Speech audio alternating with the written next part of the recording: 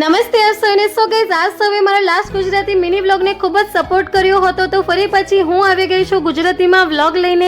આજે છે અમારી શાળામાં પ્રવેશ ઉત્સવનો પ્રોગ્રામ. સૌપ્રથમ મેં લગાવ્યો મારી શાળાનો બેચ, ત્યારબાદ મેં આપ્યો પોતાનો આઉટફિટ ચેક. અને આજે અમારી શાળામાં મુખ્ય મહેમાન તરીકે માનનીય કેબિનેટ મંત્રી શ્રી નરેશ પટેલ સાહેબનું આગમન થઈ ગયું છે. તેમની સાથે અનેક મહાનુભાવો, આગેવાનો, શિક્ષણ પ્રેમીઓ, ટ્રસ્ટીઓ અને વાલીઓએ પણ પોતાની ગૌરવપૂર્ણ ઉપસ્થિતિ નોંધાવી હતી. આ કાર્યક્રમ દરમિયાન અમારી શાળા સિવાય બીજી ઘણી બધી શાળાઓ પણ જોડાઈ હતી.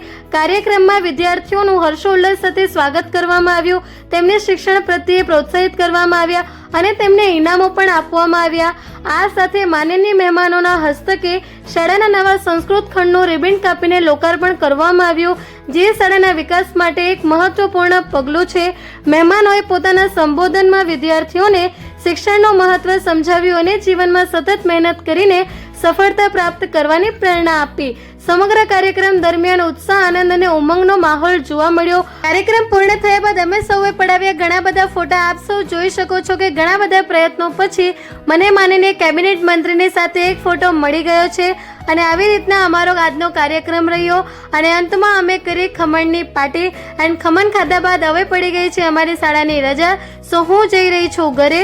સો ગાઈઝ, આપ સૌને મારો આ મિની બ્લોગ કેવો લાગ્યો મને કોમેન્ટમાં જરૂર જણાવજો અને મને સપોર્ટ કરવાનો ભૂલશો નહીં. મળીએ કાલના નેક્સ્ટ બ્લોગમાં.